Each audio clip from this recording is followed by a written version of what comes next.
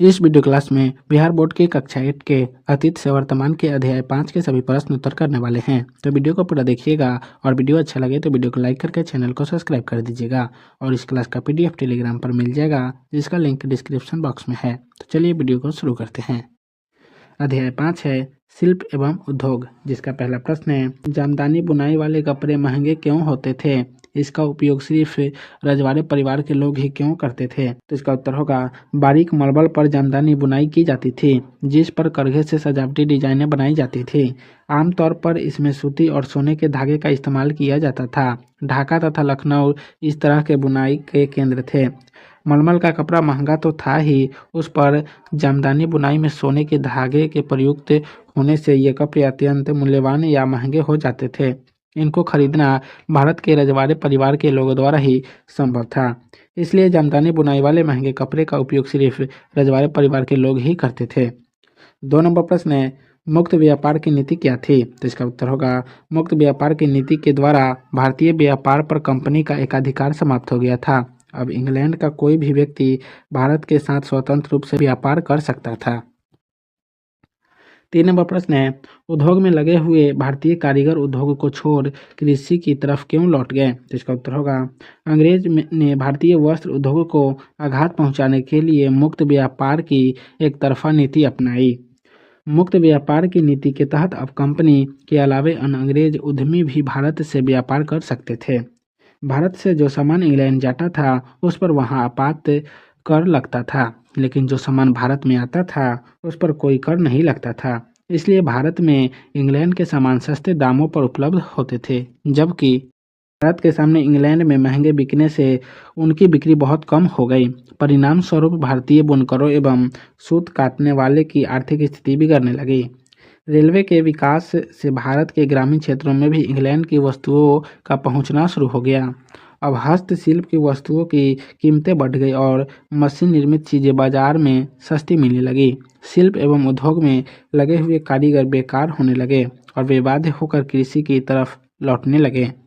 4 number प्रश्न है निः औद्योगिकरण से आप क्या समझते हैं? तो इसका उत्तर होगा निः औद्योगिकरण का अर्थ होता है जब देश के लोग शिल्प एवं उद्योग को छोड़कर खेती को अपनी जीविका का आधार बना लें।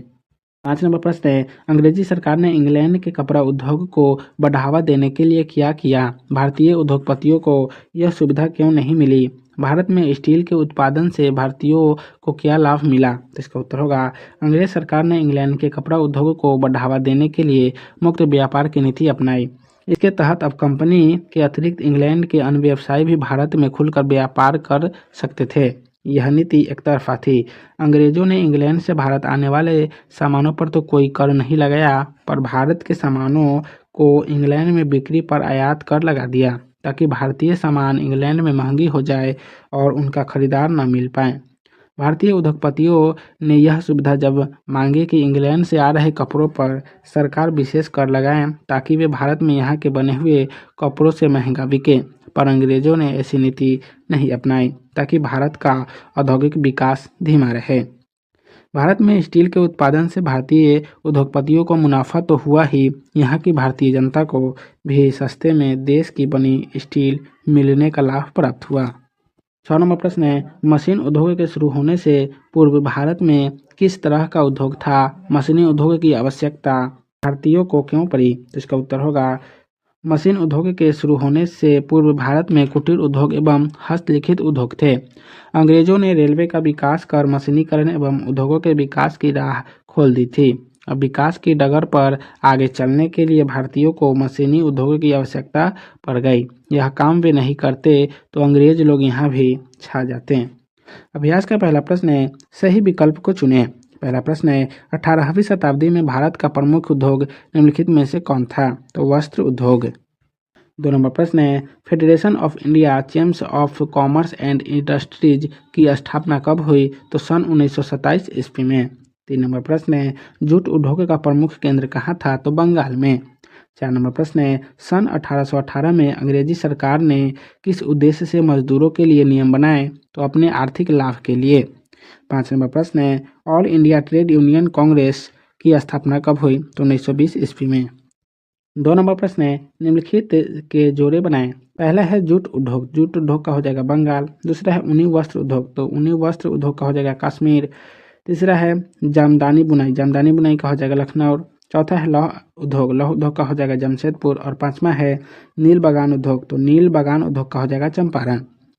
आइए विचार करें का पहला प्रश्न है, कैलिको अधिनियम से क्या उद्देश्य थे? तो इसका उत्तर होगा, अपने उद्योग को बढ़ावा देने के लिए इंग्लैंड ने सन 1720 ईस्वी में कैलिको अधिनियम बनाया। इसके अनुसार इंग्लैंड में भारत के बने छापेदार सूती कपड़े और छींटे के इस्तेमाल पर पाबंदी रोक लगा दी गई और उनकी आयात को इंग्लैंड में रोक दिया गया। कैलिको अधिनियम बनाने के पीछे अंग्रेज के उद्देश्य थे, एक तो अपने उद्योगों को बढ़ावा देना, दूसरा भारतीय उद्योग को हानि पहुंचाना, जिसमें उनको सफलता भी मिली। 2 नंबर प्रश्न है, मुक्त व्यापार की नीति से आप क्या समझते हैं? तो इसका उत्तर होगा, भारतीय उत्पादों की इंग्लैंड में बढ़ती हुई मांगों को देखकर सन 1813 में इंग्लैंड की सरकार ने मुक्त व्यापार की नीति अपनाई। पहले केवल ईस्ट इंडिया कंपनी को ही भारत के साथ व्यापार करने का एकाधिकार था। अब मुक्त व्यापार की नीति द्वारा अंग्रेजी उद्योगपतियों के लिए भारत में व्यापार करने की स्वतंत्रता प्रदान कर दी गई। इस नीति के तहत आयात निर्यात में भेदभाव भी इंग्लैंड के द्वारा किया गया। भारत में इंग्लैंड के माल आने पर कोई कर नहीं लगता था, पर भारतीय माल की इंग्लैंड में बिक्री पर आयात कर लगाया जाता था, जिससे भारतीय माल महंगा बिके और इस प्रकार न के बराबर बिके। 3 नंबर प्रश्न है, भारतीय उद्योगपतियों को भारत में उद्योग की स्थापना के मार्ग में क्या क्या बाधाएं थी? तो इसका उत्तर होगा, सन 1854 में बम्बई पहला सूती वस्त्र का कारखाना कावस जी नानाजी दाभार नामक एक पारसी ने स्थापित किया। सन 1880 ईस्वी तक पूरे भारत में 56 सूती कपड़ा मिलें स्थापित हो चुकी थी। इन कारखानों के लिए मशीनें विदेशों से मंगाई जाती थी। भारतीय कपड़ा उद्योग की प्रगति ने विदेशों को चिंता में डाल दिया था।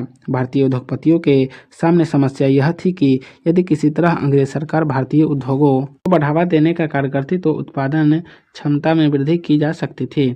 अतः उन्होंने मांग की इंग्लैंड से आ रहे कपड़े पर सरकार विशेष कर लगाए ताकि वे भारत में यहाँ के बने हुए कपड़ों से महंगा बिके। लेकिन अंग्रेजों ने ऐसा नहीं किया, बल्कि ऐसा नीति अपनाई कि भारत का औद्योगिक विकास धीमा रहे। साथ ही अंग्रेज के निर्देश पर बैंक ऊंचे ब्याज दर पर भारतीय उद्योगपतियों को कर्ज देते थे, जिससे उन्हें काफ़ी परेशानी होती थी। 4 नंबर प्रश्न है, मजदूरों के हित में पहली बार कब नियम बनाया गया? उन नियमों का मजदूरों पर क्या प्रभाव पड़ा? तो इसका उत्तर होगा, भारतीय उद्योगपतियों भारतीय मजदूरों से 15 से 16 घंटे से लेकर 18 घंटे तक काम कराते थे। उन्हें कोई सुविधा भी नहीं देते थे और बेहद कम मजदूरी देते थे। अतः मजदूरों ने हंगामा व हड़ताल कर दिया। भारतीय उद्योगपतियों ने उनकी मांगों को नहीं माना। उनकी मांगों को मानने का मतलब होता है मालिकों का खर्च बढ़ जाता और कारखानों में बनी वस्तुओं का दाम बढ़ जाता। ऐसी स्थिति में इंग्लैंड की बनी वस्तुएं सस्ती और भारत में बनी वस्तुएं महंगी हो जाती और भारतीय उद्योग का विकास धीमा पड़ जाता। अपने स्वार्थ के लिए इंग्लैंड के उद्योगपतियों ने भारतीय मजदूरों का साथ दिया। अंग्रेजी सरकार ने सन 1881 में मजदूरों के हित में पहली बार नियम बनाए, जिससे आज मजदूरों की स्थिति में सुधार हुआ। 5 नंबर प्रश्न है, स्वतंत्रता प्राप्ति के बाद भारत सरकार ने मजदूरों की स्थिति में सुधार के लिए कौन कौन से कदम उठाए? तो इसका उत्तर होगा, स्वतंत्रता प्राप्ति के बाद भारत सरकार ने मजदूरों की स्थिति में सुधार के लिए न्यूनतम मजदूरी कानून बनाकर मजदूरों को निश्चित किया, जिससे उसकी स्थिति में और सुधार आने लगा। उनके काम के घंटों में कमी की गई, साप्ताहिक के अवकाश दिया गया, काम के दौरान घायल हुए श्रमिकों को मुआवजा देने का नियम भी बनाया गया, जिससे मजदूरों की स्थिति पहले से सुधरी। तो आज के इस वीडियो क्लास को यहीं समाप्त करते हैं, फिर मिलेंगे नेक्स्ट वीडियो में। तो आप सभी को वीडियो देखने के लिए बहुत बहुत धन्यवाद।